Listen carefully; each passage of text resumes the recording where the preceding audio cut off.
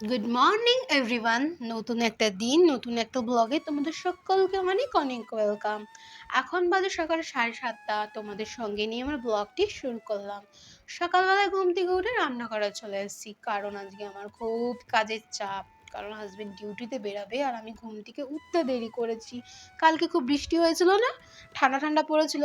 এমনিও রাত্রে এসি 2 ঘন্টার মতন চালাই, কিন্তু এসি আর প্রকৃতির হাওয়ার প্রকৃতির ঠান্ডা দুটোর মধ্যে অনেক পার্থক্য।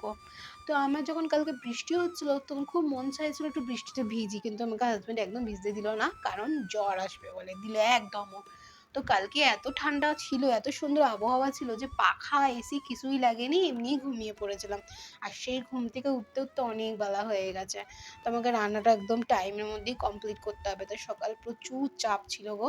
তার জন্য ঘুম থেকে উঠেই বাসি কাপড় ছেড়ে রান্নাঘরে চলে এসলাম। তো ইঁচড় চিংড়ি আর উচ্ছের ডাল করেছিলাম। তো রান্না বান্না সব কমপ্লিট করে ওর লাঞ্চ টাঞ্চ গুছিয়ে দিয়েছিলাম। তো হাজব্যান্ড বেরিয়ে গেছিলো। হাজব্যান্ড ডিউটিতে বেরোনোর পরে আমি নেমে পড়েছি ময়দানে রান্নাঘর পরিষ্কার করতে। জানলাটায় না গ্রিলটার মধ্যে অনেক দিন ধরে পরিষ্কার করা হয় না। আর আমি যেহেতু গলু সলু আর হাইট একটু শর্ট, আমার হাতটা না ঠিকঠাক যায় না। আর কাউন্টার টপটা তো বিনা সাপোর্ট, মানে বেশি সাপোর্ট ঠাপোর্ট নেই নিচে। আমি যদি ভেঙে ভুঙে পড়ে যাই, তাই খুব ভয়েতে পরিষ্কার করছিলাম। কর্তামশাইকে অনেক দিন ধরেই বলছিলাম, কি গো একটু পরিষ্কার করে দে, ওর সময়ই হচ্ছে না। ওর অক্ষয় তৃতীয়া বলে আজ নয় কাল, কাল নয় পরশু করে যাচ্ছে। তো যথারীতি আমি অনেক কষ্ট করে পরিষ্কার করলাম। ভীষণ তেল কাজটা হয়েছিল গো। ওই যে রান্নার যে তেলগুলো, সেই যে গ্রিলগুলোতে লেগেছে, আমার টালিগুলো আমি রেগুলার জাস্ট মুছে নিই, নিচ দিয়ে উপর দিয়ে পরিষ্কার করি, বাট উপর দিকটা মোছা হয় না। উপর দিকটা মুছতে গেলে তো হাতটা তো লম্বা করতে হবে, কিছু তো একটা সাপোর্ট লাগবে, চেয়ারের উপর উঠে তো করতে হবে না। তো রেগুলার আমি এমনি রান্নার যেটুকু জায়গা দরকার সেখানটা পরিষ্কার করি, তার জন্য তেল কাজটা হয় না। বাট আমি আগে কি করতাম, প্রত্যেক সপ্তাহে একবার করে পুরো কিচেনটা পরিষ্কার করতাম। তো আমার কিছুটা শরীরের প্রবলেম ছিল বলে আমি করতে পারছিলাম না। শরীর খারাপ হয়েছিল, শরীরটা খুব একটা ভালো ছিল না, জন্য করতে পারছিলাম না। বাট প্রত্যেক সপ্তাহে যদি না পারো, প্রত্যেক মাসে একবার করে এভাবে পরিষ্কার করবে, তো টালিগুলো না বেশ ভালো চকচকে থাকে। আমার 4-5 বছর হয়ে গেছে টাইলসগুলো লাগানো, বাট দেখো দেখে বুঝতেই পারবে না যে এত পুরনো আমার টাইলসগুলো। একদম চকচক করছে। আমি যতটুকু পেরেছি রান্নার ওই যে জানলাটা, রান্নার জায়গা, ওইটা আমি পরিষ্কার করেছি। করার পরে সুন্দর করে গুছিয়ে নিয়েছি। আর কাঁচটার মধ্যেও না তেল কাঁচটা লেগেছিল, ওইটা আমি পরিষ্কার করলাম, কারণ একদম জায়গাটা কর্নারে তো, তাই হাতটা যেতে প্রবলেম হয়। তো এদিকে রান্নার জায়গাটা পরিষ্কার করে আমি সিঙ্কটা ভালো করে চকচকে করে পরিষ্কার করে নিয়েছি। আমি রোজ করি, বাট যে টালির উপর দিকে যেগুলো থাকে নোংরাগুলো, গ্রিলটা নোংরা হয়েছিল সেগুলো করলাম। যদি এইভাবে তোমরা করো তাহলে কিন্তু পরিষ্কার থাকবে। আর যদি ঘরে সেরকম কিছু না থাকে, যেরকম আমি কি করেছি, সার্ফ দিয়ে ভালো করে গ্রিলটা মাখিয়ে রেখেছিলাম, সার্ফ জল দিয়ে, বেশি জল দিইনি, সার্ফটা ভালো করে ঘন করে ঘষে দিয়ে ঘষে ঘষে ভালো করে লাগিয়ে রেখেছিলাম। তারপরে আধা ঘন্টা 1 ঘন্টা পরে ভালো করে আমি ক্লিন করে নিয়েছি। তো এদিকে ক্লিন করার পরে আমি যে স্টিলের যে তাকটা ছিল, যে একটা আমার দেওয়ালে লাগানো আছে, ওইখানে আমি সুন্দর করে সব কিছু সাজিয়ে রাখছি। হাতের কাছে আমি এভাবে রেখে দিই। আগে আমার এই তাকটা ছিল না, তখন খুব প্রবলেম হতো রান্না করার সময়, যে একটা তাক যদি না থাকে প্রবলেম হয় না, আমার তো খুব প্রবলেম হয়। আর আমি কি বলতো, সবসময় হাতের কাছে সব কিছু গুছিয়ে রাখি। যখনই কোনো লোকজন এলো বা আমার রান্না করার সময় যেটা আমার দরকার, আমি সামনে যদি সাজানো থাকে তাহলে আমার নামাতে সুবিধা হয়, বের করতে সুবিধা হয়। তা আমার খুব সুবিধা হয় এইভাবে গুছিয়ে রাখতে, না আমি এইভাবেই গুছিয়ে রাখি।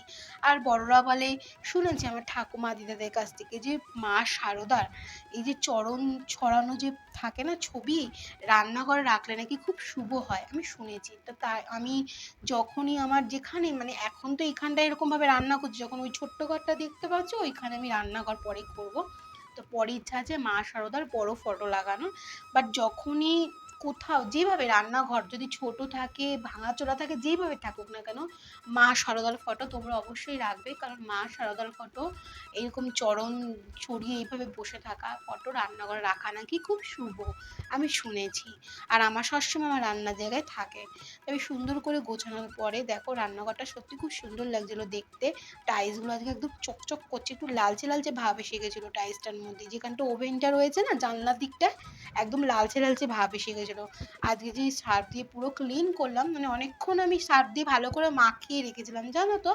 মাখানোর পরে 1-1.5 ঘন্টা পরে যখন ঘষে পরিষ্কার করলাম একদম চকচক করছে। তো দেখো এই যে আমার মা শারদা আর রামকৃষ্ণ আমার রান্নাঘরে থাকি এইভাবে। রান্নাঘর গোছানো কমপ্লিট হয়ে গেছে। দেখে বলো তো তোমাদের ভালো লাগলো কি না। তা রান্না জায়গাটা আমি আরও একটু সুন্দর করব, কিন্তু আমার অনেক কিছু করার ইচ্ছা আছে, বাট এই জায়গাটা তো আর রান্না করব না যতদিন না রান্নাঘর কমপ্লিট হচ্ছে। এখানেই আমাকে কাজ চালিয়ে যেতে হবে। তো এই ছোটো জায়গায় রান্না করতে খুব কষ্ট হয়, প্যাসেজটা একদমই ছোটো, মাইক্রোওভেন রাখারও জায়গা নেই। কিন্তু যা আছে ওই অনেক, নেই মামার থেকে কানা মামা অনেক ভালো, তাই না। ওই দিকের কাজ সেরে আমি এদিকে চলে এসেছি গাছে সার দিতে। আবার যা গন্ধ, গা গুলিয়ে উঠছিল গন্ধেতে আমার। সেইগুলো পচিয়ে সার বানিয়েছি। সবাই বলে নাকি ওই খোসা পচিয়ে নাকি সার দেওয়া নাকি খুব ভালো গাছের পক্ষে। আমি বাবা জানি না, আমাকে যা বলেছে তাই করেছি। আর গাছগুলো কি সুন্দর হয়েছিল, ওই ধীরে ধীরে ব্যাঙের ইঁদুরগুলো এসে এসে আমার গাছগুলো সব নষ্ট করে দিয়েছে। ছাদে গাছগুলো ছিল আর একদম ভেঙে চুরে শেষ করে দিয়েছে জানো, গাছের ডালগুলো একদম নষ্ট করে দিয়েছে। তো এদিকে আমি বোতলটা একটু ভালো করে ধুয়ে নিচ্ছি, তো সার্ফ জলে ভিজিয়ে রেখেছিলাম কালকে রাত্রির বেলায়। এটা হচ্ছে আমার হাজবেন্ডের জলের বোতল। উনি তো জল খায় আর আয়রন পড়েছিল এমন, সে তো পরিষ্কার করার নামই নেই। তাই আমি বললাম যে তুমি অন্য বোতলে খাও, আমি এই বোতলটা ভালো করে পরিষ্কার করবো। তো ভালো করে সার্ফ জল দিয়ে ভিজিয়ে রেখেছিলাম, তাই আজকে ভালো করে ক্লিন করে নিলাম। সব কাজকর্ম সেরে স্নান টান করে আমি আমার গোপালের কাছে চলে এসেছি। গোপালকে আজকে আমি লাড্ডু দিয়েছি, গোপালকে, গণেশ ঠাকুরকে আর কার্তিক ঠাকুরকে। কারণ আমার ছোট ভাই মাধ্যমিকে 2nd ডিভিশনে গেছে, পাস করেছে। অনেক কষ্ট করে পাস করেছে, কারণ ও পাস করার কোনো আশা ছিল না আমাদের। ও যে পাস করেছে এই আমাদের কাছে অনেক। তাই আমি গোপালকে আর আমার ওই গুনগানুকে আর আমার কার্তিককে আমি ভেবেছিলাম লাড্ডু দেবো, তাই আজকে ওদের লাড্ডু খেতে দিয়েছিলাম। তো আমার ব্লগটি এখানেই শেষ করলাম, টাটা, বাই বাই।